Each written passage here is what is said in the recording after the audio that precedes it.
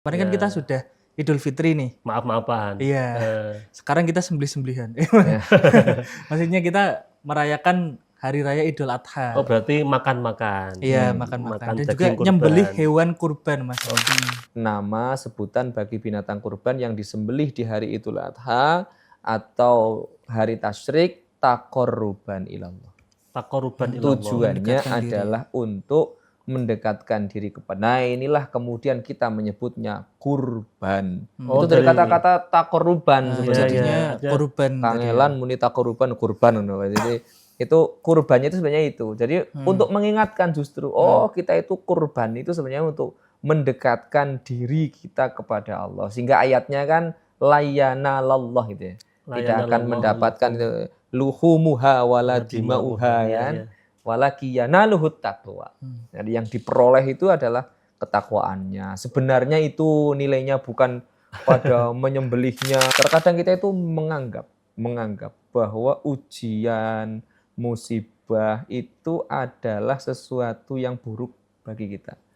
Tapi sebenarnya itu tetap menyimpan hal-hal yang baik. Ini kalau dipikir, masa Gusti Allah kok tega ya? Ini ada orang yang berdoa meminta keturunan sampai dengan 80 tahun. Begitu diberi kok perintah kon nyembelih. Itu kan seperti tega sekali ya Allah itu kan. Itu pikirnya kita ya.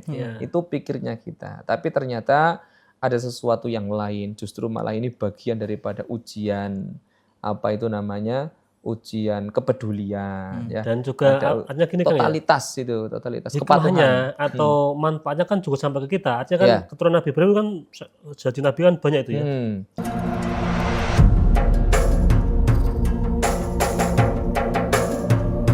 Assalamualaikum warahmatullahi wabarakatuh. Alhamdulillahirabbil alamin wa bihi nasta'in ala umurud dunya waddin. Sayyidina wa maulana Muhammadin wa ala alihi wa sahbihi ajma'in. Rabbi syrahli sadri wa yassirli amri wahlul 'uqdatam min lisani yafqahu qawli amin. Pemirsa MCT TV, para penonton, sahabat ngopi, dan pendengar Dais dimanapun Anda berada, pertama-tama mari kita panjatkan syukur kita kehadirat Allah Subhanahu wa Ta'ala, yang mana pada kesempatan kali ini kita bisa berjumpa kembali di acara ngopi ngaji online perkara Islam. Kedua kalinya sholawat dan salam semoga tercurahkan dari Nabi Agung kita Nabi Muhammad SAW. Semoga mahabbah kita kepada baginda Rasul dapat memudahkan kita hidup di dunia dan kelak di yaumil qiyamah kita mendapatkan syafaatnya. Amin amin ya rabbal alamin. Pemirsa MCT TV, para penonton, sahabat ngopi, dan pendengar Dais dimanapun Anda berada, alhamdulillah kita bisa berjumpa kembali di acara ngopi ngaji online perkara Islam. Dan pada malam ini kita sudah sampai di episode yang ke-228. Nah, seperti biasa pada episode kali ini saya ditemani oleh teman ngopi saya, ini ada Mas Aldi. Assalamualaikum Mas Aldi. Waalaikumsalam warahmatullahi wabarakatuh, Mas Anis. Sehat Mas Aldi? Alhamdulillah sehat. Mas Anis gimana kabarnya? Alhamdulillah sehat. Alhamdulillah sehat. Nah Mas Aldi, malam ini kita ketemu lagi di program ngopi. Program favorit kita kan itu. Karena kita selalu istiqomah. Nah malam ini kira-kira kita mau ngundang siapa ini? Nah ini mungkin beliau nggak asing lagi buat kita Mas Anis, karena sering diundang juga nih di ngopi dan juga di Risma nih. Juga sering tampil di TV katanya. Oh iya. Ini beliau Ustadz Burhan Ali Setiawan. Assalamualaikum Ustadz. Waalaikumsalam warahmatullahi wabarakatuh. Sehat ya? Sehat alhamdulillah. Sehat-sehat. Ini beliau ini juga tadi katanya habis ngisi pengajian juga. Di mana Gus? Di Telogosari. Oh di Telogosari. Dekat-dekat saja. Langsung ke sini gitu ya. Artinya kan memang beliau pastinya memang tidak diragukan lagi tentang bagaimana beliau itu menyampaikan ilmu, terutama ilmu agama. Nah, malam ini kita mau bahas apa Mas Aldi? Nah, ini kan kita mendekati hari raya yang juga diperingati oleh umat muslim juga Mas Anis. Kemarin kan kita sudah Idul Fitri nih. Maaf-maafan. Iya. Sekarang kita sembelih-sembelihan. Maksudnya kita merayakan Hari Raya Idul Adha. Oh berarti makan-makan. Iya makan-makan. Dan juga nyembelih hewan kurban Mas Anis. Nah kita akan membahas tentang seputar kurban lah gitu Mas Anis. Mungkin kita kan memaknainya kan sekedar hari raya kadang ya. Cuman makan-makan ya. Kita pengen mendalami sebenarnya ilmu di balik kurban itu seperti apa juga Mas Anis. Kira-kira Mas Aldi sudah berkurban belum? Belum, kalau ini Mas Ani belum. Kalau tahun ini belum Mas Anis. Kalau kurban yang lainnya? Oh, kurban perasaan. Ya alhamdulillah nanti kalau tahun ini kayaknya nggak kurban perasaan lagi Mas Anis. Sudah pasti gitu ya? Insya Allah. Amin. Nah, ini langsung saja ya gitu ya, biar bagaimana kita bisa mengetahui tentang bagaimana itu kita bisa tahu tentang kurban yang sesungguhnya. Iya. Monggo Kang Burhan bisa menyampaikan ulasan tentang kurban, monggo. Baik, assalamualaikum warahmatullahi wabarakatuh. Waalaikumsalam warahmatullahi wabarakatuh. Alhamdulillah wassalatu wassalamu ala Rasulillah wa ala alihi washabbihi wa mawalah. Wala haula wala quwata illa billah, amma ba'd. Para pemirsa MACT TV, para pendengar Radio Dais, sahabat ngopi, khususnya ini Mas Anis, Mas Aldi yang senantiasa alhamdulillah istiqomah ya. Istiqomah memberikan manfaat ya melalui ngopi ini kepada umat ya. Umumnya di Semarang ya. Ini termasuk sesuatu yang luar biasa. Mudah-mudahan menjadi amal-amal terbaik ini ya. Amin. Yang bisa menjadikan kita itu orang-orang yang bisa nanti senantiasa mendekatkan diri kepada Allah. Baik, tema malam hari ini adalah kurban. Jadi kalau sesuai kalender itu sebenarnya ada yang malam ini tanggal 1, ada yang besok tanggal 1-nya itu. Jadi kita sudah berada di akhir bulan Dzulqa'dah. Ini kita ada di akhir bulan Dzulqa'dah. Artinya besok atau besoknya lagi kita sudah masuk bulan Dzulhijjah. Berarti ini akhir bulan akhir Apit. Dzulqa'dah ya. Kalau orang Jawa? Orang Jawa mengatakan bulan Apit ya, karena memang diapit oleh 2 hari raya. Nah, sehingga namanya bulan Apit atau bulan Selo biasanya di sela-selani itu. Nah, bulan Dzulhijjah ini awal kita sebelum bahas kurban itu adalah termasuk di antara bulan yang mulia. Jadi ada 4 bulan mulia, Dzulqa'dah, Dzulhijjah, Muharram dan Rajab. Jadi kita saat ini berada di bulan mulia, besok berpindah di bulan yang mulia. Yang dikatakan sebagai bulan haji. Nah, al-hajju ashhurum ma'lumat. Jadi bulan haji itu adalah di bulan-bulan tertentu. Kalau tahunya Mas Anis sama Mas Aldi yang disebut bulan haji itu bulan apa? Bulan besar kalau saya. Dzulhijjah ya. Justru malah sebenarnya bulan haji itu sejak Syawal. Sejak Syawal. Jadi bulan haji itu Syawal, Dzulqa'dah dan 10 hari awal bulan Dzulhijjah. Ya, itu harus diketahui. Jadi rata-rata bulan haji itu kapan? Dzulhijjah. Dzulhijjahnya malah diambil 10 tok. 10 tok. Sebenarnya Ashhurum Ma'lumat itu justru malah Syawal, Dzulqa'dah dan 10 hari awal di bulan Dzulhijjah. Karena setelah nahar kan sudah selesai haji. Nah, awal mulai orang berangkat haji dari zaman Rasulullah itu zaman dulu itu mulai Syawal. Mereka berjalan ya karena belum ada pesawat ya. Jadi jalannya itu butuh waktu berbulan-bulan. Makanya makna Syawal itu kan meningkat sebenarnya adalah umat Islam mengalami peningkatan untuk menuju Makkah Madinah ibadah haji. Dzulqa'dah dari kata-kata qa'ada. Qa'ada itu maknanya duduk. Artinya apa? Setelah mereka berjalan menunggu masuknya bulan Dzulhijjah, dolungguh-lungguh. Laren. Nah, duduk-duduk begitu namanya makanya Dzulqa'dah. Nah, ini kita berada di akhir bulan Dzulqa'dah, kemudian kita masuk besok bulan Dzulhijjah atau ada yang mengatakan bulan besar, ada yang mengatakan bulan kurban. Bulan kurban. Nah, karena memang di bulan Dzulhijjah ini di antara justru yang paling banyak diingat itu kalau Dzulhijjah ya nyembelih hewan kurbannya ya. Kalau banyak pembantaian Kang ya. Nah, pembantaian berdarah-darah ya. Justru yang ingat haji itu kan mereka yang haji saja, tapi bagi kita orang-orang awam yang belum diberikan kesempatan untuk haji, yang diingat ketika Dzulhijjah ya menyembelih hewan kurban. Atau cari kupon Mas Aldi. Nah, cari kupon juga bisa. Kupon kurban. Ya. Nah, berkaitan dengan kurban ini yang pertama saya sampaikan dulu definisi ya biar kita itu paham apa itu makna kurban. Jadi kalau dalam fikih itu kita hampir-hampir tidak akan menemukan kata kurban. Enggak ada Enggak ada kata-kata kurban. Kurban itu hanya dikenal di di Indonesia saja kata-kata kurban itu ya. Lah kalau di Arab sana apa? Namanya udhiyah. Oh, Nah, jadi udhiyah. Jadi udhiyah itu adalah kalau dalam beberapa penjelasan itu ismun lima yudbahu minan na'am. Jadi nama udhiyah itu nama hewan ternak yang disembelih.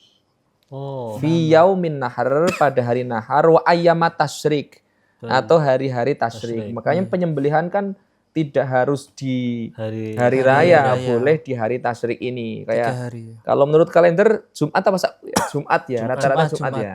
Makanya banyak yang kemudian kalau di Masjid Agung Jateng ini kan barangkali Minggu banyak banget yang kurban ya. Kelihatannya tidak mungkin ketika hari Jumatnya, maka dia mengambil hari yang sekiranya mampu. Kalau di perkantoran rata-rata Senin.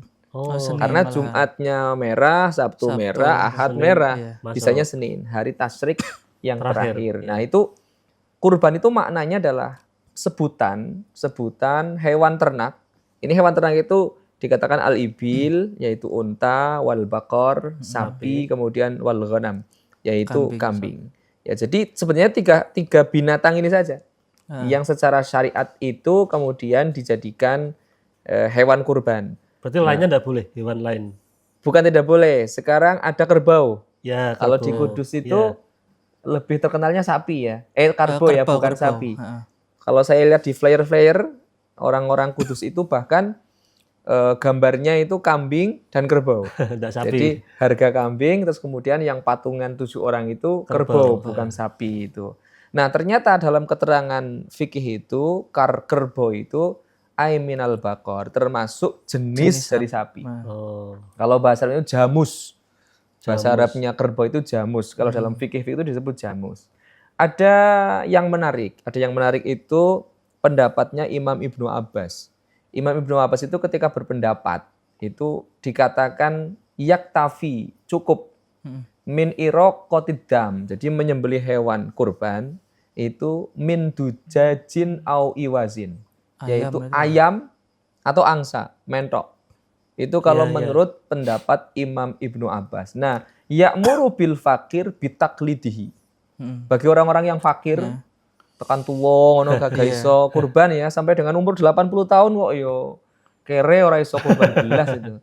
Ya diniati nyembelih ayam, diniati iraqatud dam itu tadi. Wah, ini cocok buat kita Mas Adi. Ya, yang belum kurban kan nanti beli ayam atau mentok ya. Mantap itu mentok ya. angsa ya, itu untuk kurban. Itu dikatakan yaktafi bil fakir bitaklitihi. Tapi niatnya juga niat untuk berkurban. Niat kurban karena saking tidak mampunya. Tapi kalau mampu itu ya nanti berbeda-beda. Makanya ini kemudian hanya satu pendapat saja. Itu pun yang terkenal hanya satu pendapat. Mungkin bagi orang yang betul-betul kepingin banget kurban, tapi kok tidak mampu secara finansial, maka kemudian dia bisa berkurban dengan menggunakan ayam atau menggunakan angsa. Ini satu pendapat saja. Jarang pendapat yang menyatakan demikian. Nah, maka inilah kemudian kenapa dalam hadis itu yang disebut adalah ihraq atau iraqatud dam. Karena kesunahannya adalah menyembelihnya, mengalirkan darah. Nah, mengalirkan darah itu. Maka ada ini pembahasan sebenarnya afdol mana antara menyembelih satu kambing dengan kambing yang disapikan. Urunan. Berapa di sini berapa? 4 juta ya misalkan ya. Satu kambing anggaplah 3,5 sampai 4 juta. 4 juta ini lebih utama 4 juta dibelikan kambing atau 4 juta untuk patungan menjadi satu sapi. Nah ini kalau kita mengikuti hadis iraqatud dam tadi, mengalirkan darah, maka yang lebih afdol itu justru adalah kambing. Karena kesunahan nyembelih sendiri kalau mampu ya, nyembelih sendiri, mengalirkan darah sendiri. Kalau sapi kan bareng-bareng. Kalau mau nyembelih, kesunahannya kan menyembelih sendiri.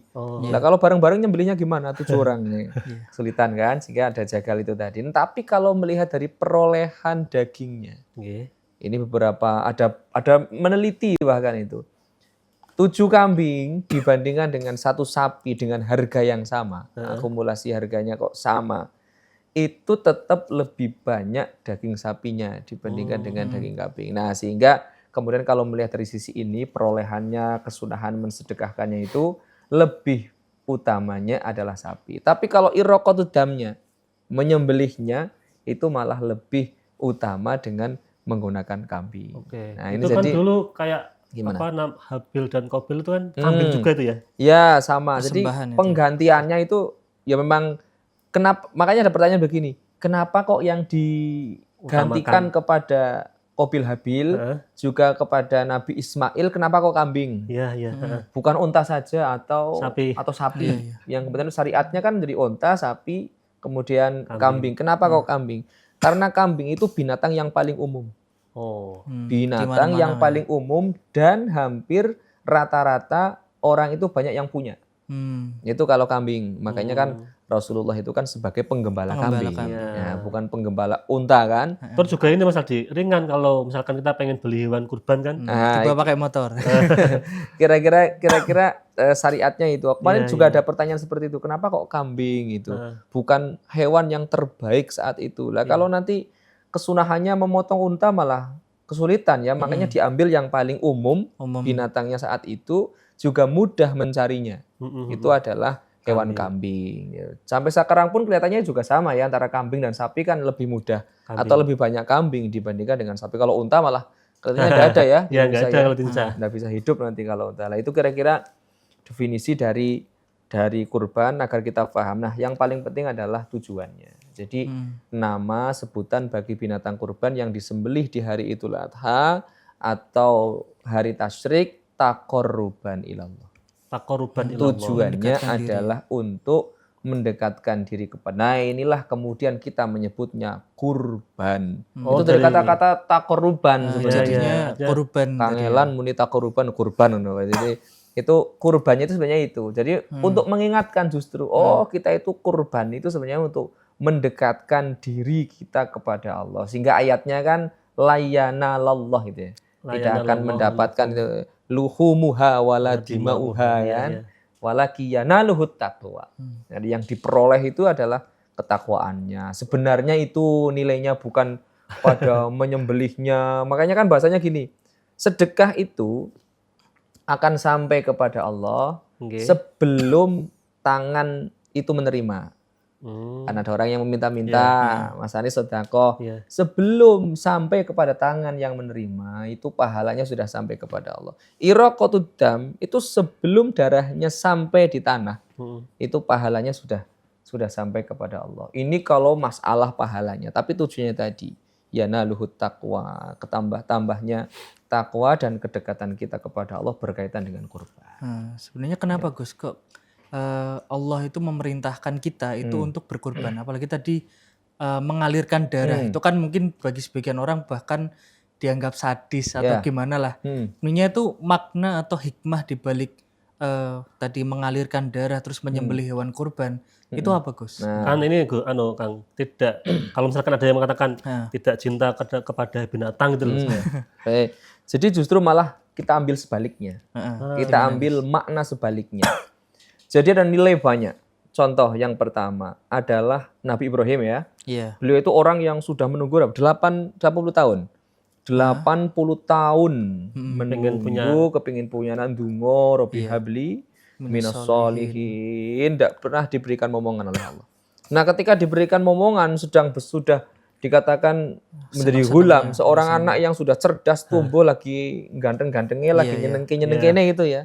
Kok diperintah nih Gusti Allah suruh menyembelih. Makanya dikatakan bala mubin, itu dikatakan sebagai ujian yang nyata. Kita melihat apa di sini? Ada totalitas kepatuhan. Totalitas kepatuhan seorang nabi yang disebut sebagai Khalilullah, kekasihnya Allah. Sama dengan kita itu menabung banyak gitu ya, mengumpulkan harta banyak, kok mati. Ya, misalkan jadi wah ya Allah. Atau diberikan sakit stroke yang tidak bisa kita menikmati harta yang sudah kita cari selama sekian puluh tahun. Misalkan kita itu sudah mengumpulkan harta banyak, kok stroke. Kita tidak bisa menikmati harta itu kan ujian yang sangat berat. Ada nilai totalitas kepatuhan. Kepatuhannya siapa? Nabi Ibrahim. Patuh kepada Allah disuruh menyembelih. Yang kedua, kepatuhannya Nabi Ismail. Dikabari oleh ayahnya sendiri. Iki lho aku ngimpi, di ngimpi ini ketemu Gusti Allah, suruh menyembelihmu sebagai bagian daripada ketaatanku kepada Allah. Enaknya apa? Bagaimana pendapatmu? Ya kan gitu ya. Kan beliau demokratis juga ya. Demokratis. Bagaimana menurutmu kira-kira? If'al ma tu'mar kan bahasanya itu. Yudah lakukan apa yang diperintahkan oleh Allah. Itu Nabi Ismail kan seperti itu. Berarti ada totalitas kepatuhannya Nabi Ibrahim, ada totalitas kepatuhannya Nabi Ismail. Sama-sama patuh ini.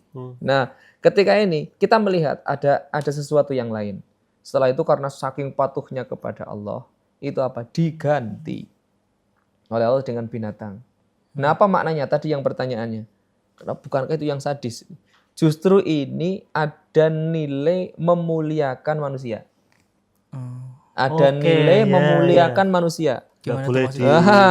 Artinya apa? Kita itu terjaga kemuliaannya. Jangan sampai kemudian ini nanti kalau sampai Nabi Ismail itu disembelih, nanti syariatnya kita menyembelih anak kita.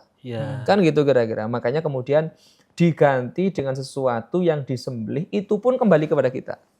Kan dimakan sendiri ya, dimakan sendiri untuk orang lain, dinikmatilah. Artinya sesuatu itu disembelih sebagai pengganti. Makanya wa fadainahu bidzibhin kan, diganti kemudian dengan hewan sembelihan. Jadi ada nilai penting. Apa nilainya dari sembelihan ini? Yang pertama adalah begini kira-kira. Kita itu tidak boleh kita tidak boleh meremehkan sesuatu. Ya kan, meremehkan sesuatu. Contohnya apa? Perintahnya Allah. Jangan sampai kita tuh meremehkan perintahnya Allah. Apa? Perintahnya Allah itu yang paling tinggi derajatnya. Nah, jadi harus kemudian ya sudah ini saya turuti. Nah, kita itu kan sering kali dalam kehidupan ini nyuwun sewu, pokoknya yang penting kita itu taat kepada Allah dan sebagainya. Anakku mati rak apa misalkan. Itu kata Allah, ya ndak begitu juga. Diganti sama Allah dengan yang lebih manusiawi kok. Yang lebih manusiawi. Artinya misalkan tidak mungkinlah bagi Allah memerintahkan untuk menyembelih anaknya sendiri sebagai bagian daripada pengorbanan misalkan. Saya kira ndak akan seperti itu. Makanya kemudian diganti itu justru malah memuliakan, ini rahmatnya Allah. Memuliakan manusia. Nah, artinya apa? Kita tidak boleh menyepelekan perintahnya Allah. Kan gitu. Seberat-berat ujian kita akan diberikan jalan keluar yang terbaik. Ya, ini mungkin ya. Akan diberikan jalan keluar yang barangkali menurut kita itu adalah ujian yang besar, tapi itu adalah rahmat dari Allah. Kan kita nggak tahu tujuan Allah itu apa. Nah, sayangnya memang kita bukan sayangnya. Memang ini nikmatnya begitu. Contoh begini, Mas Anies, Mas Aldi ini mau berangkat umroh bareng. Mau berangkat umroh bareng, tiba-tiba sampai dengan bandara, sudah nabung sekian bulan, sampai bandara dikabari nih ada keluarganya yang meninggal. Wah ya Allah, ini gimana sudah nabung, apalagi nabungnya bertahun-tahun misalkan. Nah ini gimana ini tinggal, kan pilihan berat nih, ujian nih. Berangkat ke Makkah ataukah pulang karena ada orang tua yang meninggal misalkan. Ini pilihan berat nih. Berat. Harus memilih nih. Misalkan Mas Ali memilih, ya sudahlah, bismillah kita pulang saja. Kita pulang saja. Pulang ke rumah, ngopeni orang tua, birrul walidain. Ternyata ada informasi bahwa pesawat yang membawa jamaah umroh kecelakaan dan semuanya meninggal. Terkadang kita itu menganggap bahwa ujian, musibah itu adalah sesuatu yang buruk bagi kita. Tapi sebenarnya itu tetap menyimpan hal-hal yang baik. Ini kalau dipikir, masa Gusti Allah kok tega ya? Ini ada orang yang berdoa meminta keturunan sampai dengan 80 tahun. Begitu diberi kok perintah kok nyembelih. Itu kan seperti tega sekali ya Allah itu kan. Itu pikirnya kita ya. Itu pikirnya kita. Tapi ternyata ada sesuatu yang lain, justru malah ini bagian daripada ujian ujian kepedulian ya. Dan juga artinya gini totalitas kan ya? Totalitas kepatuhan atau manfaatnya kan juga sampai ke kita. Artinya kan keturunan Nabi Ibrahim kan jadi nabi kan banyak itu ya. Ya termasuk itu. Memang ya karena beliau itu kan dikatakan bapaknya agama. Bapaknya agama. Makanya lidini hanifah itu kan sebenarnya kepada Nabi Ibrahim itu. Keturunannya itu menjadi nabi cerdas-cerdas dan lain sebagainya, itu kan juga termasuk. Itu karena mungkin tadi ya ada ujian yang sangat besar, kemudian lolos dari ujian itu kan ya. Nah, itu makna pengorbanannya kira-kira di sana. Makanya kita itu diberikan satu pelajaran penting bahwa terkadang kita itu memang harus mau berkorban untuk mendapati keserasian hidup gitu loh. Contoh begini, coba kalau kita tidak mau berkorban. Kita itu ngantri di bioskop misalkan. Ngantri ya di bioskop, filmnya ada film baru, bisa ngantri di bioskop. Tidak mau berkorban untuk ngantri. Yang terjadi apa? Semeraut. Semua orang itu pingin saya dulu. Tapi kenapa saya korban lah, namanya berangkat paling belakang ya. Belakang sendiri walaupun nunggu 100 orang, enggak masalah. Itu namanya kan berkorban waktu. Kan gitu. Kita di lampu merah, bayangkan kalau semua orang tidak sabar di lampu merah. Pokoknya ya kepingin cepet apalagi nyampe, waktu panas-panasnya itu kan. Kepingin cepet nyampe, tabrak kabeh wae misalkan. Itu kan berarti kita tidak mau mengorbankan waktu. Sesuatu yang paling berharga dalam diri kita. Nah ini maknanya kira-kira secara simpel itu kurban itu memiliki makna yang jadi biar kita punya kedekatan dengan Allah itu kira-kira demikian. Berarti tadi kalau Nabi Ibrahim, mungkin kalau kita pengen mencontoh Nabi Ibrahim itu tadi kan beliau kan sudah mendambakan anak yang ditunggu sekian lama itu kan. Mungkin kalau kita tadi ngumpulin duit terus apa dan sebagainya, menyiapkan segala sesuatu itu kan kemudian ada ujian, itu kan berarti kita perlu keyakinan hati Gus untuk mengorbankan sesuatu ini bahwa Allah itu bakal mengganti sesuatu itu dengan lebih baik gitu ya Gus. Karena tadi kan Nabi Ibrahim kan mengorbankan anaknya nih secara rasional, manusia itu kan kayak masa manusia disembelih.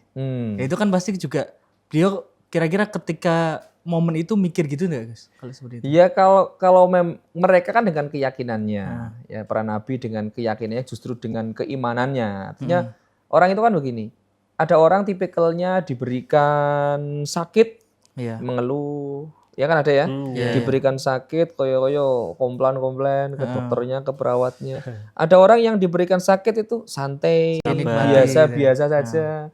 Ada malah yang diberikan sakit bunga, itu juga ada. Alhamdulillah malah iso libur, misalkan gitu. Jadi kita tuh macam-macam ya, macam-macam ketika diberikan sesuatu itu memang tergantung kuatnya keimanan kita. Semakin kita itu imannya kuat, otomatis cara penyelesaiannya, cara pemahamannya itu berbeda-beda. Kalau saya di rumah sakit kan sambil niteni ya. Ini kok ada orang diberikan sakit kok santai gitu ya. Maksudnya kok biasa saja, tapi ada yang merokok untuk misalkan hawane itu sambat, nembe demam tok itu hawane masya Allah komplain kabeh diseneni itu loh. Perawat seneni, dokter seneni, cleaning service seneni kabeh seneni. Kadang juga ini ya Bang, ketika sakit itu dikirnya tuh malah banyak tapi sambat. Nah, itu ya Allah gitu kan. Ya kira-kira demikian itu. Itu kondisi seperti itu, kondisi-kondisi yang demikian itu memang berkaitan dengan kondisi keimanan kita. Itu kira-kira prioritas kita itu lebih ke akhirat atau lebih ke dunia. Condong kemana itu ya? Nah, kita kan mengorbankan dunia sebenarnya. Mengorbankan dunia untuk menjadi akhirat kan sebenarnya gitu ya. Itu mengorbankan sesuatu yang paling disenangi itu kan, kalau saya boleh katakan puncak pengorbanan. Itu adalah mengorbankan ya, merelakan, mengikhlaskan sesuatu yang paling dicintai. Dunia itu kan sesuatu yang paling dicintai ya. Makanya kalau ada bayi lahir itu kan tangannya mesti genggam. Karena isyarah sebenarnya. Orang itu lahir rata-rata ya kepingin gegem dunia. Tapi ketika meninggal enggak ada yang seperti ini. Coba lihat jenazah-jenazah, semuanya terbuka. Hakikatnya itu sebenarnya kita lepas dari semua itu kok. Sesuatu yang kita cari, sesuatu yang dengan segala macam upaya kita cari itu nanti dilepas semua. Akan ditinggalkan semua ya. Itu makna kurban, kira-kira ada arah sisi-sisi ke bagaimana kita merelakan sesuatu yang paling dicintai dalam kehidupan ini. Iya, sebenarnya kalau kita tadi berbicara tentang kurban ya Gus, kita itu kapan bisa tahu lah, biar kita itu tahu kesiapan kita untuk berkurban. Itu mungkin nanti perlu kita bahas juga gitu Gus. Tapi sebelum jawab Bos, ini kita akan jeda iklan yang mau lewat dulu.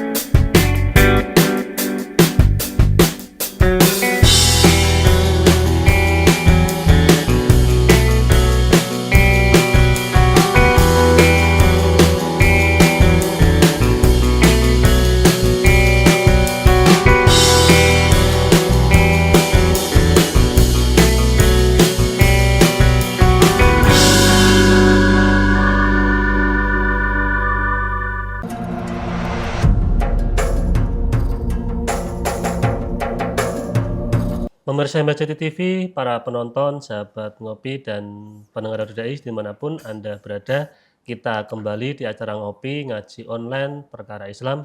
Ini bersama Kang Burhan dan Mas Aldi. Nah, Kang, tadi itu sebelum iklan Mas Aldi pengen tanya. Tanya apa Mas Aldi tadi? Ya tentang orang yang siap berkorban, kesiapan atau mungkin orang yang mampu berkorban itu kriterianya itu seperti apa mungkin? Apakah harus kaya kan? Iya. Apakah yang miskin nggak boleh gitu? Apakah yang miskin harus kurban ayam atau bentokan? Baik, jadi ini terkait dengan hukum. Ya, hukumnya. hukum. Ada dua hukum sebenarnya. Ini kita coba dua hukum. Hukum orang yang berkurban itu satu ada yang menyampaikan wajib. Oh, wajib. Wajib. Kurban itu hukumnya wajib. Dengan menggunakan dalil apa? Dalilnya surah Al-Kautsar. Fasholli lirabbika wanhar. Jadi itu perintah tentang sholat. Ada yang mengatakan sholat secara umum, sholat 5 waktu. Ada yang menafsiri sholatnya ya sholat Idul Adha. Fasholli lirabbika, kalau ini disandingkan dengan sholat wajib. Fasholli, maka sholatlah kalian. Inna a'tainakal kautsar. Aku sudah memberikan kalian itu nikmat yang cukup besar. Fasholli, caranya syukur itu fasholli dengan cara sholat lirabbika, tujuannya lillah, untuk Allah. Wanhar, sembelihlah. Nah, maka kemudian ini rata-rata di mazhab Hanafi itu menyampaikan bahwa dengan ayat inilah kemudian dinilai sebagai kewajiban. Nah, kurban. Kemudian yang kedua menggunakan satu hadis. Yaitu man wajada sa'atan, siapa yang memiliki keluasan rizki, falam yudhohi, tapi dia tidak berkurban, fala yaqrabanna musallana, maka jangan mendekati musolaku. Itu mendekati musola itu ada yang menyampaikan diusir atau soko aku, kata Nabi itu ojo nyedak aku lah, cara kata Nabi gitu. Lek duit tapi tidak mau berkorban, maka dikatakan ojo nyedak aku. Itu kata Rasulullah. Nah, dari dua inilah kemudian mazhab Hanafi itu mengatakan wajib hukumnya. Wajib untuk berkorban. Nah, pertanyaannya adalah siapa yang dikatakan sebagai orang yang mampu? Tadi kan man wajada sa'atan. Siapa orang yang memiliki keluasan rizki? Nah, ada 4 kriteria ini yang saya pahami dari beberapa mazhab. Yang pertama, ini mazhab Hanafi. Yang mengatakan bahwa yang disebut sebagai orang yang wajib kurban, yang dikatakan mampu adalah orang yang kaya. Orang yang kaya. Wong sugih ki wajib kurban. Orang yang kaya itu dalam arti memiliki lebihan harta atau hartanya berlebih. Kalau tuku kurban enteng itulah, itu wajib itu bagi Imam Hanafi. Berarti itu. Misalnya itu kan istilahnya orang sana itu financial freedom. Nah, finansialnya pokoknya tertata rapi. 4 juta atau 7 juta gampang. Wajib. Iya. Itu wajib bagi mereka. Itu yang pertama, Imam Hanafi. Ada Imam Hambali. Imam Hambali itu kalau memberikan penjelasan tentang orang yang mampu itu, orang yang mampu membeli binatang kurban sekalipun dengan hutang. Oke. Hutang boleh? Boleh lah, hutang. Arisan kan hutang sebenarnya, iya enggak? Kan ada arisan kurban ya, ada arisan kurban 7 arisan orang. Yang berapa tahun nanti? 7 orang, 500 ribuan kan jadi Mas. Iya. Ini kan 7 orang ya, misalkan ini 7. Pas nih, ayo 500 ribuan. Gantian tahun ini siapa? Nah, tahun ini Mas Aldi, tahun ini saya. Kan lewat cukup. Curang kan 3.500.000 beli kambing bisa ya? Iya. Nah, itu kan berarti kan sebenarnya dia itu mampu tapi nyicil per tahun hutang 500. Lah kalau enggak seperti ini kan kapan kita mau mengumpulkan 3.500.000 4 juta enteng, itu kan kangelan. Oh, biar ringan ya sudahlah, tahun ini 500.000 Mas Anies dulu. Tahun depan 500 Mas Ali dulu bisa kurban. Ini Imam Hambali. Imam Maliki yang dikatakan sebagai orang yang mampu, dikatakan mampu dalam berkurban adalah orang yang mampu membeli hewan kurban dengan lebihan hartanya. Contoh begini, di bulan Dzulhijjah ini saya punya 10 juta. 10 juta ini saya kurangi kebutuhan. Kanggo macam-macam lah, kebutuhan rumah tangga muter begitu. Kira-kira habisnya berapa rata-rata saya sebulan? Anggaplah 6 juta. 6 juta, okay. Maka ada sisa 4 juta. 4 juta itu dikatakan cukup enggak untuk beli binatang kurban, kambing? Sangat cukup. maka menurut Imam Malik dialah orang mampu. Itu berarti kategori wajib. Bukan, ini sudah beda pembahasan. Ini yang mampu masalah dia. mampu. Kemudian yang keempat, Imam Syafi'i. Imam Syafi'i itu mengatakan yang dikatakan mampu adalah yang penting orang itu mampu membeli binatang kurban pada hari Id dan Tasyrik. Di hari 4 ini kok hari 4, di hari 4 hari ini kok mampu beli hewan kurban dengan harta yang lebih atau apa, dia termasuk di antara yang dikatakan mampu. Oke. Nah, mampu. Kemudian tadi kan orang diberikan kemampuan tapi kok gak kurban, ngedosa kok aku, cara gambarnya gitu. Ini kan berarti kan bicara dengan kemampuan. Nah, berarti kalau ini kan Imam Syafi'i, beliau ini mengatakan yang penting mampu di 4 hari ini. 4 hari ini kok hari Id, kemudian hari Tasyrik 3 ini kok dia mampu beli binatang kurban, maka dikatakan sebagai orang yang mampu. Lah, berarti kalau ada orang yang kaya raya, H-1 kok kere. H-1 kok kere, tidak ada harta, berarti tidak termasuk orang yang mampu. Nah, untuk bisa membeli binatang kurban. Nah, ini kategori wajib. Nah, sekarang yang sunnah. Jumhur ulama itu menghukumi sunnah. Sunnahnya sunnah mu'akkadah. Yang dianjurkan. Jadi Kanjeng Nabi dawuh seperti ini. Kurban itu wajib untukku, tapi sunnatul lakum. Jadi, sunnah untuk kalian. Wajib untukku, tapi sunnah untuk kalian. Untuk umatnya. Ada hadis lain begini. Ada 3 perkara, bagiku wajib, bagi umatku itu sunnah. Apa itu, Bang? Witir, duha, dan kurban. Sholat witir itu bagi Rasulullah itu wajib. Bagi Rasulullah sendiri. Sholat duha bagi Rasulullah itu wajib. Kurban bagi Rasulullah itu wajib. Tapi bagi kita semuanya adalah sunnah. Nah, makanya kemudian ada hadis lain, barang siapa yang mendapati bulan Dzulhijjah, lalu kemudian dia berkurban, aroda itu makanya dikatakan irodah itu diartikan sunahan. Dia kemudian menginginkan untuk berkurban, fal yumsik, maka kita itu tahan dulu dari apa? Memotong kuku, memotong rambut. Kadang ada kesunahan itu. Tapi jangan disalahartikan, Ustadz, ini saya bekerja itu harus potong kuku karena di rumah sakit harus bersih dan sebagainya. Ya ini kan kesunahan. Artinya kalau hal-hal itu tidak dilakukan pun tidak apa-apa. Terkadang ada orang yang akhirnya mau begini, wah saya malah lupa potong kuku, koyok-koyok bersalah banget. Sebenarnya itu hanya meninggalkan satu kesunahan yang memang kesunahan itu adalah berkaitan dengan apa? Kesunahan itu berkaitan dengan misalkan kemampuan. Nah, dari kapan kita itu tidak diperkenankan memotong kuku atau lebih baik sebenarnya? Kalau bahasa lebih baik tidak memotong kuku, memotong rambut. Ada 2 pendapat juga. Yang pertama, dari mulai kita mengeluarkan harta untuk membeli binatang kurban. Walaupun itu dimulai dari sebelum Dzulqa'dah misalkan, kejauhan banget ya. Misalkan saya beli kambingnya awal Dzulqa'dah ini harus berarti kukunya enggak dipotong. Kalau bisa itu lebih baik jangan dipotong dari awal Dzulqa'dah sampai dengan penyembelihan. Panjang kan? Itu sampai rambut, kumis dan sebagainya itu. Kira-kira ya tidak demikian pula kan. Kondisinya karena bekerja ada aturan harus rapi, ngopening pelayanan ya ke pasien harus rapi, ya kira-kira tidak demikian juga. Yang kedua adalah kapan mulai kita itu disunahkan untuk tidak memotong kuku atau potong rambut adalah ketika kita itu masuk bulan Dzulhijjah. Awal pertama kali tanggal 1 itu. Nah ini tadi di jeda waktu saya sudah melihat Menteri Agama itu sudah menyampaikan bahwasanya dengan melihat hilal dan sebagainya, nanti 10 Dzulhijjahnya itu hari Jumat tanggal 6. Artinya malam ini adalah malam 1 Dzulhijjah. Ini bagi yang kurban, mulai maghrib tadi ini disunahkan tidak potong kuku, tidak potong rambut.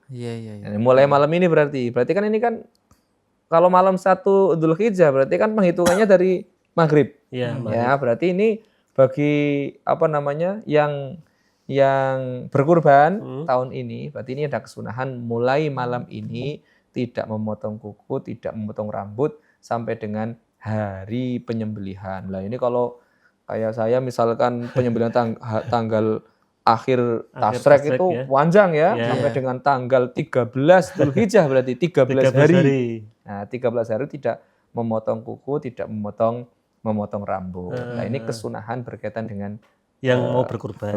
Ya. Nah, Kang, kalau misalkan nih yang berkurban kan itu apakah harus setiap tahun misalnya yang mampu tuh loh. Oh iya. Kan kadang kan juga orang kadang bingung juga setiap tahun ada yang kurban kambing, kurban sapi. Itu apakah harus setiap tahun atau gimana?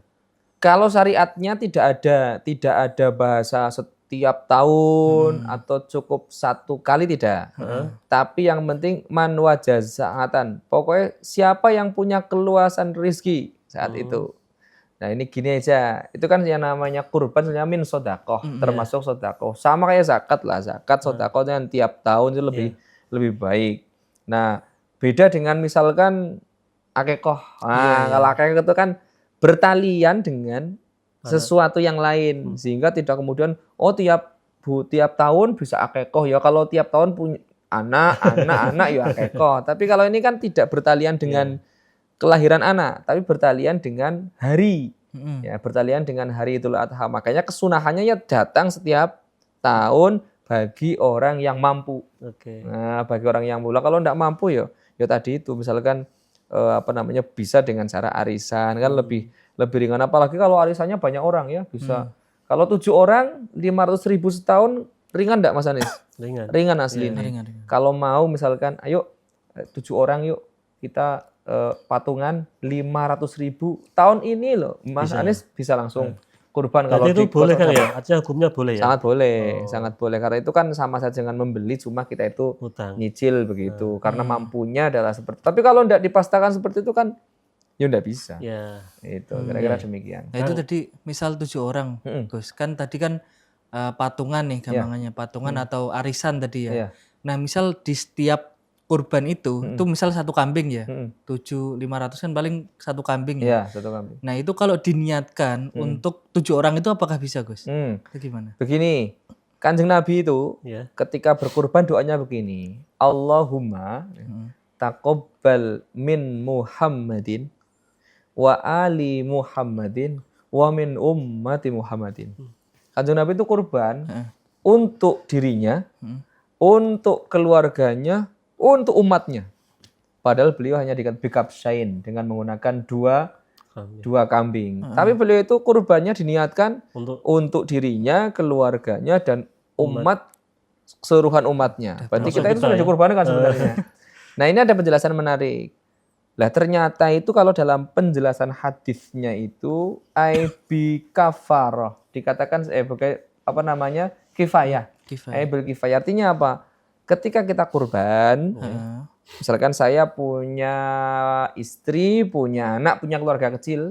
Ketika saya berkurban kok seniatkan untuk atas nama Burhan sekeluarga, maka menggugurkan sunnahnya keluarga saya. Artinya ya sudah, karena saya sudah kurban, maka istri saya walaupun dia mampu untuk membeli, anak-anak saya walaupun sudah besar-besar membeli, itu sudah terkifayai, bukan terhapus ya, sudah terwakili, sudah terwakili oleh kurbanku. Tapi kalau mau kurban lagi boleh, sangat boleh, maksudnya gitu. Lah pahalanya tetap orang yang berkurban. Tapi kan kalau ketika penjagal hewan kurban mau nyembelih itu kan ada nama, itu kan gimana itu? Kan nggak satu keluarga itu kan? Ya makanya misalkan Kanjeng Nabi itu kan kurban 1 kambing. 1 kambing kan untuk kuotanya 1. Tapi kemudian Kanjeng Nabi diniatkannya untuk dirinya, keluarganya, dan umatnya. Lah, kalau pahalanya tetap hanya milik Rasulullah karena beliau yang mengeluarkan harta. Tapi bisa mewakili secara kifayah sunnahan daripada umatnya saat itu yang barangkali tidak berkurban atau keluarganya itu sudah terwakili oleh Rasulullah. Sama kayak sholat jenazah lah. Sholat jenazah itu kan yang penting sudah ada yang mewakili 3 orang ya sudah, kita tidak wajib lagi, sudah gugur kewajibannya. Sama dengan kurban, sudah ada yang kurban keluarganya, apalagi kepala keluarga ya gugur kesunahannya. Tapi pahalanya tetap saya. Orang sholat jenazah yang berpahala yang sholat apa yang terwakili? 3 orang itu. 3 orang kok datang sholat, yang punya pahala yang sholat itu, yang lain gugur kewajibannya. Sama dengan kurban kira-kira analoginya seperti itu. Oke. Katanya ini Kang ya, kurban itu Ya. bisa menjadi alat kendaraan tunggangan masuk surga itu gimana itu? Itu bagian daripada ini sebenarnya Motivasi. keutamaan ya, keutamaan. keutamaan. Bisa menjadi tumpaan ya, kendaraan kita itu nanti melewati sirat. Nah, kita kan melewati jembatan yang Naik kambing. tipisnya itu seperti rambut dibelah 7 ya, maksudnya gitu. Kangelan itu ketika lewatan itu nanti kita punya kendaraan dengan menggunakan binatang kurbannya atau setiap bulunya itu kan itu ya. Setiap bulu dari setiap bulu dari binatang kurban itu semuanya adalah bagian daripada pahala. Maka ada yang nyari binatang kurbannya itu yang bulunya lebat, wedus gembel apa itu yang putih itu malah domba ya, yang dagingnya sedikit tapi bulunya tebal. Nah, itu kira-kira demikian itu karena melihat potensi pahalanya lebih besar dibandingkan dengan yang lain. Gitu. Sebenarnya gini Gus. Jadi biar kita itu semangat nih dalam berkurban. Jadi kan biar setiap tahun itu ada yang kurban loh. Bagaimana kita menumbuhkan semangat biar kita itu bisa berkurban terus gitu loh. Ya. Begini saja, kita ingat ayat. Jadi dalam Al-Qur'an itu kan begini, wabtaghi fima atakallahu daral akhirah wala tansa nasibaka minad dunya. Ini adalah ayat yang menjelaskan apa? Prioritas kita adalah akhirat. Oke. Tapi kata Allah, wala tansa nasibaka minad dunya. Ning yo aja lali dunya nih. Artinya dunia itu penting, tidak harus kemudian kita zuhud, kita tinggalkan dunia, tidak. Imbang. Kalau bisa prioritasnya adalah akhirat. Nah, makanya dikatakan yuk akhirat ojo lali dunia ini kan gitu. Tapi terkadang kita kebalik. Dunia terus. Nah, kalau ngomongin anak itu kan gini kira-kira. Mas Anies ndang sekolah sing pinter, kuliah sing pinter, ndang kerja, ndang omah-omah dan sebagainya, ndang berhasil. Pesenku ming siji, misalkan ibu pesen gitu. Pesenku ming siji ojo lali salate. Nah, lek ngono kan berarti seolah-olah dunya ojo lali akhirat kan gitu ya. Padahal kata Allah itu adalah akhirat jangan lupa dunianya. Jadi dari yang dianugerahkan oleh Allah ini wabtaghi fima atakallah, diberikan sehat, diberikan mampu, diberikan harta dan sebagainya, ayo untuk akhirat. Jadikan tabungan akhirat. Tapi walatan sanasibaka minad dunya ini yo ojo lali dunyane, maksudnya ya dipertimbangkan juga mampu atau tidak. Tidak kemudian begini, wah pokoknya harus akhirat. Saya punya uang 4 juta, pokoknya ini untuk kurban masalah anak enggak makan, enggak masalah, ya keliru juga kan. Kan keliru juga. Artinya mengukur, bisa mengukur kemampuan, diprioritaskan. Oh ini saya kok mampunya kelihatannya hanya bisa 1 juta, bagaimana ya? 1 juta ini bisa menjadi kurban. Oh ada arisan. Makanya kemarin ada share-sharean begini. Hanya dengan 150.000 Anda bisa berkurban. Wah, saya kurang sepakat itu. 150.000 bisa berkurban. Caranya bagaimana? Ternyata itu mengumpulkan donasi. Berapa itu? Kalau untuk bisa kurban sapi, bahasanya ini, hanya dengan minimal 150.000 Anda bisa kurban sapi yang akan ditasarufkan kepada orang-orang yang tidak mampu dan sebagainya. Ini kurban model apa lagi? Karena apa? Anggaplah 150.000 untuk bisa beli sapi, harganya anggaplah 25.000, itu butuh 160 orang. Nah kalau 160 orang itu namanya apa? Patungan, ya bukan kurban, kuotanya hanya 7. Kemudian kalau mau dikatakan kurban, kurbannya atas nama siapa? Kan enggak bisa. Mending bahasanya ya pokoknya ya. Hanya dengan 150.000 Anda bisa sedekah daging, ini malah enak. Iya, jangan langsung tadi kurbannya di. Nah itu kan kayak anak-anak di SD itu ya, yang latihan. Itu beda lagi kalau di sekolahan, di SD, SMP. Itu beda lagi berarti Gus. Beda lagi. Kalau itu kan itu beda arisan dengan model-model seperti itu beda. Ini jadi bahasanya itu adalah bahasa sedekah. Jadi kan kita gini, daging kurban itu kan dibagi tiga. Yang pertama fakulu minha. Jadi dimakan sendiri sepertiga. Yang kedua adalah wa'at aimul ba'is, baisul fakir, yaitu diberikan kepada fakir. Yang ketiga adalah al-mu'tar, diberikan kepada dihadiahkan. Makanya dibagi 3 saja. Sepertiga untuk diri sendiri, sepertiga untuk fakir, sepertiga bebas dihadiahkan kepada siapapun. Jadi pilihan kita sendiri Pilihan yang kita. menentukan ya. Tapi boleh enggak sedekah ke semua? Sangat boleh. Lah, tapi ada hukum lagi nih. Kalau yang diberikan kepada fakir, miskin, maka hukumnya menjadi tamlik namanya. Tamlik itu menjadi hukum penuh, milik penuh bagi seseorang fakir. Artinya setelah misalkan ada orang fakir miskin, saya berikan daging kurban, maka boleh daging kurban itu kemudian ini saya berikan kepada orang yang lebih membutuhkan. Ini dagingnya saya jual, itu boleh. Oh, berarti dijual boleh? Boleh, bagi orang fakir. Tapi kalau yang ketiga ini kan diberikan daging kurban, hukumnya bukan tamlik, tapi itam. Itam itu lebih pada apa? Untuk dikonsumsi. Masalahnya misalkan orang yang mampu diberikan daging kurban malah didol. Nah, itu kurang tepat. Makanya kemudian ada hukum-hukum yang membatasi ini. Sehingga ketika ini kan yang namanya kurban kan tidak seperti zakat. Zakat kan ada aturannya asnafnya ya, ada asasnya sendiri. Lah kalau kurban kan siapapun makan, yang kaya makan, yang miskin makan, semuanya makan. Karena memang dibagi menjadi 3 ini.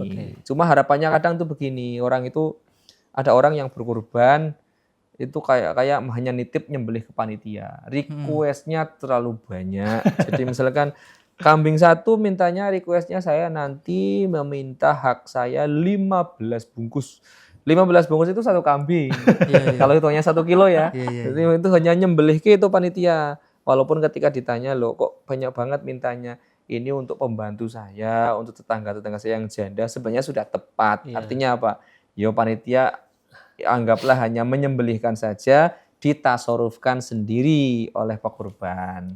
Gitu. Jadi memang ini Kang, berbagi. Tadi kan mungkin ini kan sudah mau mendekati hari kurban. Ada orang yang nyembelih kurban, kemudian itu kaki atau kepala atau kulitnya itu kan dijual. Dengan dalam rangka tujuan untuk apa ya? Kemudahan dalam menyembelih itu gimana? Nah, jadi hukum menjual ini kalau dalam hadisnya yang disebut hanya kulit. Kulit saja. Kulit saja. Kenapa kulit? Kulit itu dianggap paling sulit. Iya, dikonsumsi. Kalau kepala kan banyak yang minta ya. Iya. Kaki pun masih bisa dikonsumsi ya. Tapi kalau kulit kan tidak mungkin dipotong-potong. Iya. Dipotong-potong nanti buat apa? Kamu dapat segini, tidak boleh. Sehingga yang dilarang adalah kulit. Tapi kulit ini adalah merupakan representasi dari apa? Seluruhnya. Bahwa tidak boleh panitia itu menjual daging kurban, kulit, kepala ataupun kaki. Nah, caranya bagaimana? Mudah. Kita akadkan kepada tamlik. Tamlik itu fakir miskin yang menjadi tamlik yang boleh dijual. Kalau di kami itu biasanya begini. Kan ada proposal. Proposal dari panti asuhan begitu kira-kira. Nah, kita akadkan. Jadi misalkan proposalnya di ACC, kita hubungi. Assalamualaikum Bapak, ini pantinya panjenengan mendapatkan daging kurban 20 bungkus misalkan plus kepala, kemudian kulit, kemudian kaki. Nah ini mau diambil semua atau bagaimana? Oh ya nanti saya ambil semua. Ya sudah berarti diberikan. Aman ya, pentasrufannya aman. Tapi ada misalkan, wah saya tidak bisa ngopeni kulit, kepala, dan kaki. Lah ini bagaimana? Panitia berupaya untuk menjualkan. Kalau di tempat kami itu sudah ngantri. Yang kepala itu bakul-bakul bakso itu itu ngantri. Kulit juga sudah ngantri. Artinya apa? Ada orang yang sudah siap untuk membeli. Kita panitia tinggal apa? Memberikan fasilitas, kita berikan secara akad dulu ini untukmu. Kalaupun tidak mau, sini saya bantu jualkan. Jadi perantara kan? Perantara. Ketika menjualkan, misalkan ada panti yang tidak mau menjual. Ini saya tidak bisa ngolah, gini aja. Kami bantu jualkan. Dijual, anggaplah dapat 700.000 misalkan.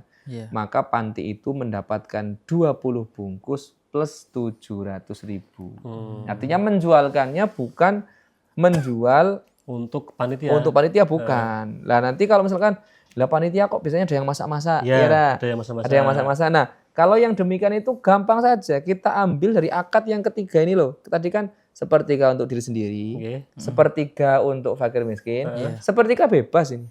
Dihadiahkan. tinggal kita minta kepada salah satu pekurban saja. Jadi yang itu ya, yang pengen kurban nanti kan diminta untuk agar tidak menjadi fitnah. Oke. Kalau di kampung itu biasanya di kampung-kampung itu pekurbannya dikumpulkan. Nah, diberikan edukasi. Ini nanti maksimal permintaan sekian bungkus, jangan sampai 15 bungkus tadi. Hanya cukup 3 bungkus saja maksimal. Yang kedua, sebagian dari kurbannya panjenengan nanti akan diminta oleh panitia. Mohon keikhlasan itu dihadiahkan kepada kami. Nah, misalkan ada 10 kambing, misalkan. Ya sudahlah, per kambing diambil 1 bungkus. Mohon kerelaan dari para pokoknya. Gimana? Ada yang tidak rela? Saya tidak rela, ya sudah berarti ambil 9 bungkus. Satunya tidak rela soalnya. Yang lain rela, tidak apa-apa dihadiahkan hanya sebagian saja kepada panitia. Itu lebih mudah, lebih enak, ada izin dari pekurban. Dan kemudian kita itu yang penting kan bukan sebagai upah. Yang tidak boleh itu kan menjadikan upah. Daging itu dijadikan upah itu kan juga tidak boleh. Misalkan ada jagal gitu ya, ada jagal ini sebagai upahmu tak berikan 10 bungkus plus 3 kepala, itu yang tidak boleh. Tapi kalau upah nggak boleh. Dihadiahkan malah boleh, kan dihadiahkan saja. Misalkan begini, tapi jangan full ini saya hadiahkan karena ini sudah membantu saya hadiahkan, itu sama dengan upah sebenarnya. Hanya kan gini kan Mas Aldi kan tukang jagal. Misal. Kan dikasih 1 jatahnya Mas Aldi. Tambah lagi hadiah. Nah, itu boleh. Itu makanya akadnya hadiah. Terus kemudian apa? Misalkan kan ada biaya nih. Biar hadiah ini tidak terkesan sebagai upah, maka tetap diberikan bisyarah, fee. Misalkan contoh begini. Kalau di tempat kami itu sapi itu jagal itu per sapi 600 rupiah. Itu sudah motong, ngelet, sekaligus motong-motong besar lah. Nanti pegawai kan yang motong-motong kecil itu ya. Kira-kira seperti itu. Itu 600 sebagai upah aslinya. Ini upahmu, kita kayak hadiah. Daging. Enak. Tapi kalau hanya sekedar ini jatahmu Mas Aldi 1 bungkus. Lah ini karena sudah membantu ini saya berikan hadiah. Koyok-koyok tetap upah ini. Iya kan terkesannya tetap upah. Itu uang gitu ya. Tetap kasih upahnya. Ini upahmu. Kan itu 100.000 saja lah mau nyembelih tok. 100.000 ini tak kasih, ini hadiah dari pekurban untuk berarti itu pinter-pinternya panitia Kang ya? Misalkan contoh saya panitia mengolah akadnya kurban. Kurban kambing. Kemudian saya bilang, Mas Aldi, karena ini kambing, saya minta ditambah dengan uang untuk biaya tadi kepanitiaan itu loh. Bisa. Itu boleh? Bisa, boleh. Kalau gini, kalau di tempat kami itu, misalkan sapi harganya berapa? Sapi harganya 24 juta. Misalkan. Di situ di formnya ada tulisan 24 juta ini termasuk biaya pemeliharaan dan penyembelihan. Nah, belinya sapi itu bukan 24 juta. Di bawah dikurangi itu. 600. Karena biaya penyembelihan 600, maka beli sapinya harga 23.400.000. Itu mereka sudah paham. Maka otomatis kan mengambilnya bukan mengambil dari daging, tapi upahnya dari itu. Lah bagaimana kalau misalkan tidak berupa transferan uang, tapi berupa kambing? Di tempatku sudah paham. Kalau misalkan saya kurbannya berupa hewan, bukan transfer uang 4 juta, mengambil kambing otomatis ini untuk biaya penyembelihan 100.000. Itu mereka sudah paham. Jadi karena yang paling mahal itu kan justru malah terkadang pemeliharaan. Karena penyembelihan di tempat kami penyembelihannya lama, 13 Dzulhijjah, datangnya sapi itu tanggal 8. Tanggal 8, ada yang tanggal 9-nya. Berarti kan pemeliharaannya ini kadang lama, sampai kadang 4 hari. Makanya pernah ada kejadian misalkan pas pemeliharaan karena tidak mampu ngopeni binatang meriang sampai mati. Malah ini kan bahaya. Makanya kemudian ya udahlah, panitia sekarang mensiasati. Ketika misalkan penyembelihannya tanggal 13, berarti ya kalau yang mengirimkan hewan kurban kalau bisa H-2 atau H-1 gitu, sehingga kemudian mereka paham karena ada biaya pemeliharaan yang cukup cukup besar. Ini pinter-pinternya panitia Oke, dalam hal akadnya dan lain-lain. Ini kan sudah dikode ini. Sebenarnya menarik ini karena pengen tanya banyak tentang kurban. Tapi karena waktu mungkin ada closing statement tentang ngopi malam ini monggo Kang. Ya.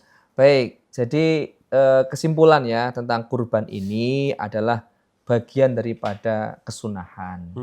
Bagi orang-orang yang memiliki harta lebih, mari kita potong ya dari sesuatu yang paling kita cintai dari dunia ini, kita potong sejenak sedikit.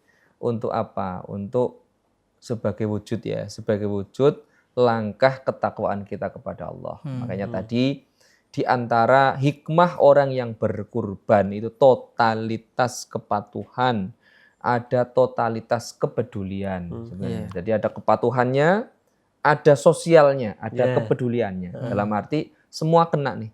Kalau kita itu berkurban, muamalahnya kita kepada orang lain tercapai, kepada Allah juga tercapai. Makanya tadi disampaikan dalam ayatnya, yang sampai adalah ketakwaan kita kepada Allah. Adapun memberi itu bagian daripada pengorbanan dunia yang betul-betul barangkali kita seringkali lebih mencintai dunia dibandingkan dengan akhirat. Harapannya ketika kita sudah mampu mengorbankan itu, kita akan lebih fokus kepada akhirat. Inilah saya korbankan. Berani berkorban dengan sesuatu yang paling dicintai. Saya kira hanya itu saja. Oke, terima kasih Kang Burhan sudah memberikan ilmu kepada kita semua. Mas Aldi, cukup ya? Oke, pemirsa MJT TV, para penonton, sahabat ngopi dan pendengar Radio DAI dimanapun Anda berada. Demikian ngopi pada episode kali ini. Saya selaku host banyak salah, banyak gelap. Mohon maaf yang sebesar-besarnya. Akhiru kalam. Assalamualaikum warahmatullahi wabarakatuh.